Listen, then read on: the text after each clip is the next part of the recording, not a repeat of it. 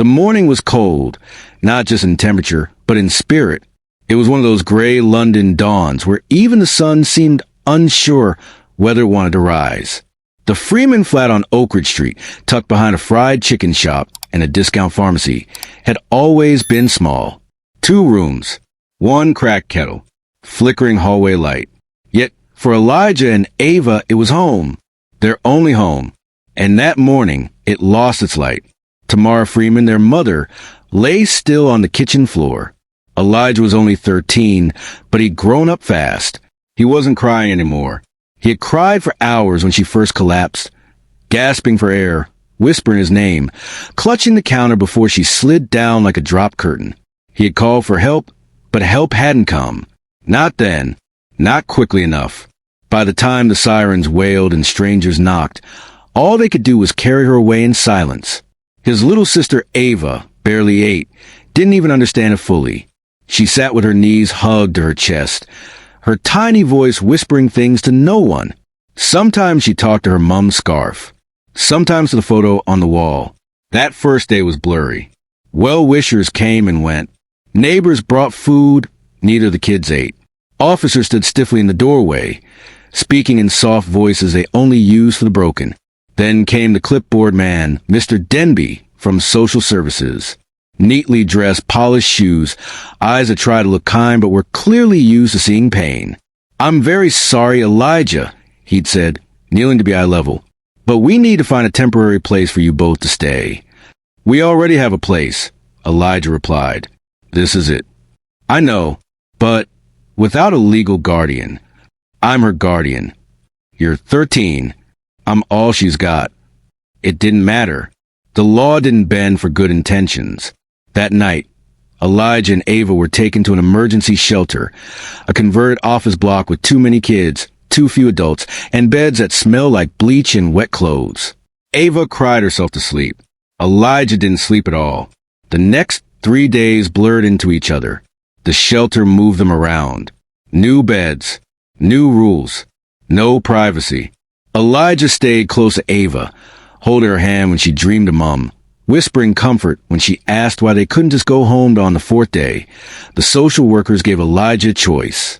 They had a foster placement for Ava, but not for him. He could be placed in a teenage boys unit, and she would be taken elsewhere. "Just until we find a longer-term solution," they said. "No," Elijah said, "we stay together, no matter what." He grabbed Ava's hand and walked out before anyone could stop them. That night, they slept in a bus station, then behind the bins of a pub that had closed for renovations. Elijah scavenged half a sandwich from a dustbin and gave it to Ava, telling her it was still warm. She smiled at him, trusting him with all her heart he was starving. But he didn't eat. On the 6th night, with Ava burning up from a fever and Elijah on the verge of collapse, they stumbled into a tiny cafe near Brixton Market. It was late. Rain poured in sheets. The windows were fogged from inside, and the smell of buttered toast clung to the air. The woman behind the counter looked up when the bell above the door jingled. She was tall, in her 50s, with skin the color of dark chocolate and thick braids coiled into a bun. Her yellow cardigan looked handmade. Her name tag read June. She noticed the shivering girl first, then the soaking hoodie, then the eyes, Elijah's wide, tired, frightened eyes. June didn't say anything at first. She walked into the kitchen and came back with 2 bowls of soup and a clean towel. "Sit," she said softly. "Eat and warm up." Elijah blinked. "We don't have money." She set the bowls down anyway. "I didn't ask." It was the first warm thing they'd eaten in days. They stayed in that booth until closing. June let Ava nap with her head on Elijah's lap. She gave them tea, toast, even a clean pair of socks. When Elijah finally asked, "Why are you helping us?" she didn't hesitate. "Because someone once helped me." June called people the next morning. Her cousin at a local church, a teacher she knew from a youth center, a woman named Lorna who had been fostering for 20 years. Everyone said no, too busy, too full, not their issue. Then, just before noon, she got a yes. And that's how Elijah and Ava ended up at Lorna Daniels' doorstep, A red brick council house in Croydon with flower boxes in a window and the scent of curry chicken escaping through the cracks. Lorna was strict but gentle. She gave them a room together, a bathroom of their own, a hallway with pictures of kids long grown, a living room full of jazz music and big cushions. The first thing she did was take Ava to the doctor. The second was help Elijah wash his clothes. "You don't need to say thank you," she said as she folded his hoodie. "You just need to be kids again." That night, for the first time since their mother died, Elijah slept through the night, and Ava didn't cry. The house in Croydon wasn't big, but it was warm in ways he wasn't used to. The kitchen always smelled like something cooking. The floors creaked softly when someone moved. Lorna always left the bathroom light on for Ava at night. The walls had memories on them. Photos of foster kids smiling, little handprints in paint, sticky note affirmations on the fridge that said things like, "You matter." To Elijah, all of it felt fake. He expected it to end. That they'd wake up one morning and be sent away. Or worse, that Lorna would change, turn cold, stop smiling, start sighing every time Ava asked for help with homework. But none of that happened. Lorna made them breakfast every day. She gave Elijah a sketch pad. She let Ava sleep in her old dog's bed when she was scared. And when Elijah finally broke down in the middle of a school night, panicked, breathless, remembering the way his mom fell, Lorna didn't panic. She didn't lecture. She sat beside him in the hallway and held his hand until the world stopped spinning. "You don't need to be her," she whispered. "You're just a boy, Elijah. Let someone else take care of you now." He didn't believe her, not yet, but for the first time, he considered it might be true. Ava thrived faster. She liked Lorna's stories, her colorful scarves, the way she danced around the kitchen like no one was watching. Ava followed her everywhere, asking questions, laughing at her own jokes, helping with the shopping even when the bags were heavy. At school, Elijah kept quiet. He didn't tell people anything real. They asked, of course, "Why'd you move? What happened to your mom? Why is your sister in a different year?" But he learned how to dodge. He became the boy who could draw anything. He earned silent respect from his classmates, teachers who nodded approvingly, and even one head teacher who entered his artwork into a borough-wide contest. He won second place. It was the first time he'd ever been on a stage. When he walked home holding the framed certificate, he didn't smile, but he also didn't feel like running away. And that, for Elijah, was something. Later that evening, Lorna took them to June's cafe for a quiet celebration. June hugged them both tightly and brought out a small cake that read, "To the Freeman kids, strength in every stroke." Elijah didn't say much, but when he got home, he added June's face to a page in his sketchbook, charcoal lines soft around the eyes, firm around the mouth. The kind of woman who never looked away from pain. A few weeks later, a letter arrived from the law office. Lorna read it first, then gave it to Elijah in silence. It was from a solicitor in Camden. Their mom, Tamara, had left behind a small life insurance policy. It wasn't much, but it was enough to open a trust in Ava's name and a modest savings account for Elijah when he turned 18. There was something else too, a journal. Their mother's handwriting filled the pages. Memories, letters, thoughts she had never spoken aloud. "My babies," the first page read, "If you're reading this, I'm gone, but don't be sad for too long. I gotta be your mom," and that made it all worth it. Elijah didn't cry reading it, not the first time, but when he read it again weeks later, while Ava slept beside him in their shared room, he did, quietly, into his pillow.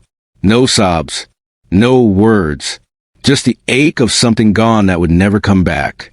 Over the next year, Elijah kept drawing. He filled entire pads with faces from memory.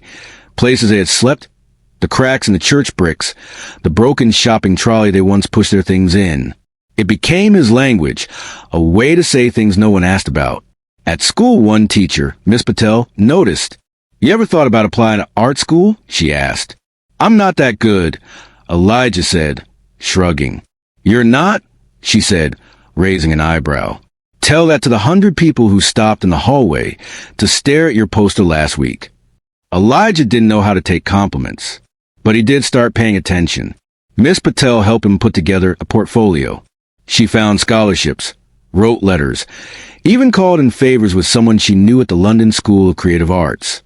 "You need to believe in what you're already doing," she told him. "Not someday. Now."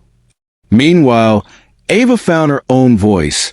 She started writing, at first in secret, then aloud at school readings, then for local story contests. Her tales were short but full of heart.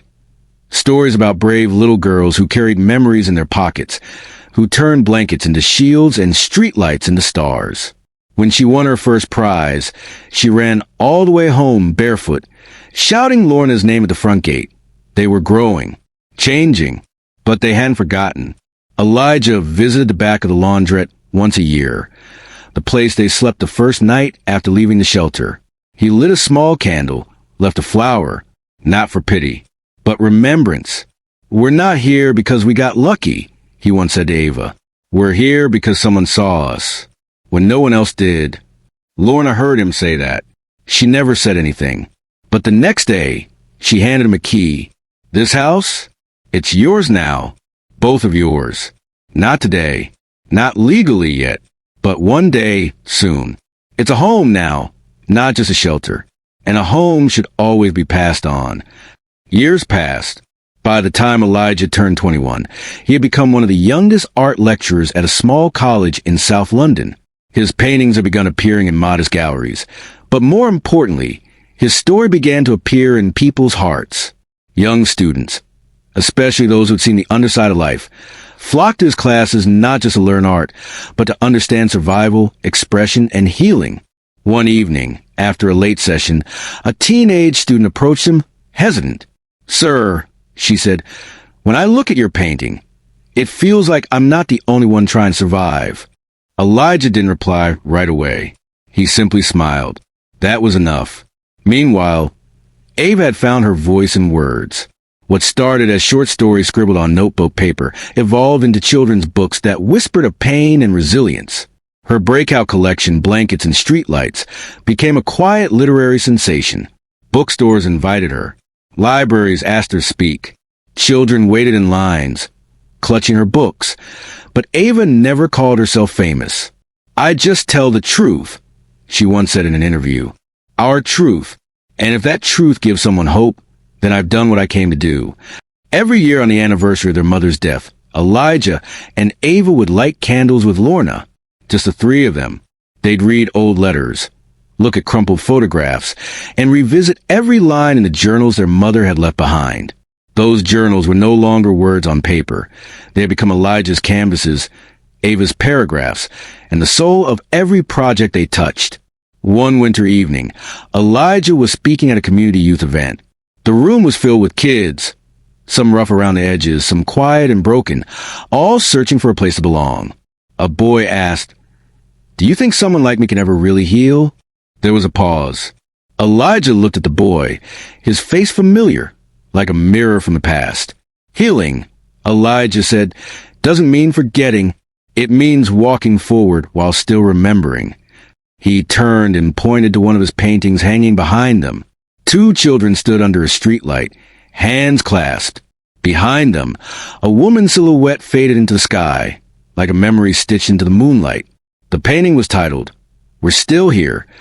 That piece made its way into art festivals across Europe. Elijah traveled with it, spoke about it. But no matter where he went, he returned to the small apartment in Croydon that still smelled faintly of tea, old carpet, and peace. Ava went on to launch free writing workshops for children in foster care, group homes, and shelters. She told them, "Every pain is a story, and every story is power." At the same time, Lorna had grown old. Her steps slowed, her eyes dimmed, but her laughter remained sharp and warm like the tea she brewed every morning. One evening, she looked at Elijah, now a young man with quiet strength and sad eyes that smiled more often than before. "You were my second chance," she said softly. "Letting you too in was the best decision of my life." He held her hand. "And you were ours." Months later, Elijah and Ava founded a small nonprofit called the Freeman Trust, named not after a family, but after the idea that all children deserve to be free. Free from hunger, from fear, from the chains of silence. The trust provided clothes, books, hot meals, and therapy to hundreds of kids each year. Each care package came with a small handwritten note from Ava. You are not forgotten. You are still here. You are seen. One day, Elijah painted something new. It was a tribute to Lorna, a room full of children gathered at her feet, listening, learning, growing. The title, Mother of Many. That painting became the centerpiece of his London exhibition, visited by thousands. Eventually, Lorna passed away on a quiet autumn afternoon, with Elijah and Ava beside her bed. She died in her sleep, wrapped in a blanket Ava had knitted, in the home they had made together. Elijah didn't cry that day. He lit a candle, opened a window, and painted. A week later, he appeared on a podcast. When we were kids, he said, we didn't have a roof, but we had a reason. We had each other. We had stories and drawings and a woman who opened her door one cold night. He paused. Home isn't walls. It's someone who waits for you. Someone who believes in you when the world doesn't. Someone who remembers your name. And then he smiled. I'm home. This story isn't just about two children who lost everything. It's about what they built with nothing. About how kindness from one person, just one, can spark a fire warm enough to change lifetimes. Elijah and Ava Freeman never asked for their pain, but they transformed it into purpose. If you ever felt lost, unseen, or unheard, know this. You are still here. You are not forgotten. And you are never truly alone.